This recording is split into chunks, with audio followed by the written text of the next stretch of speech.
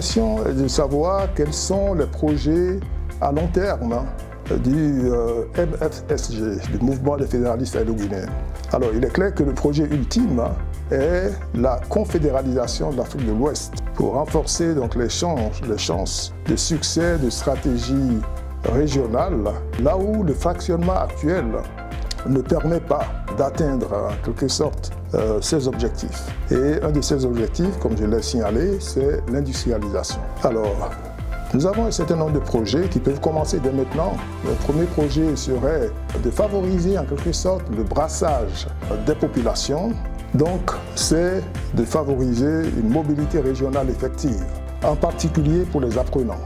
Un deuxième projet concerne le multilinguisme dans les 15 pays de l'Afrique de l'Ouest. Vous savez tous qu'au niveau de l'éducation, par exemple, les langues qui prédominent sont l'anglais dans les zones qui ont été colonisées par la Grande-Bretagne et puis le français par ceux qui ont été colonisés par la France. Ceci constitue aujourd'hui un handicap pour le brassage, disons, des populations, pour la communication entre les cadres.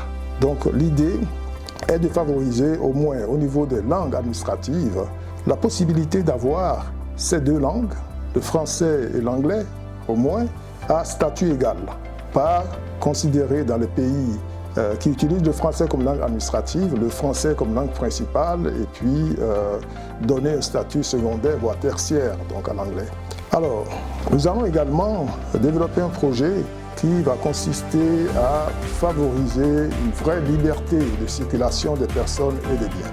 Un protocole existe aujourd'hui au niveau de la CEDEAO qui instaure une liberté de circulation, mais ce protocole n'est pas vraiment appliqué parce qu'on reste, disons, dans les politiques nationales. L'idée que nous préconisons, c'est la suppression des frontières internes et la consolidation des frontières externes.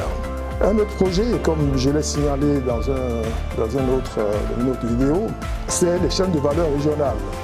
Dans un certain nombre de secteurs économiques complémentaires, voilà, où des complémentarités existent entre pays, il s'agit, disons, de favoriser ces atouts en essayant de créer ces chaînes de valeur dans différents domaines, tels que l'alimentation, l'industrie agroalimentaire, l'industrie pharmaceutique, les modèles vestimentaires, l'informatique, la réseautique, le réseautage au niveau des acteurs économiques, la logistique et en particulier donc, le transport, la communication, le e-commerce. Donc dans ces différents domaines, on va contribuer à créer des chaînes de valeur régionales.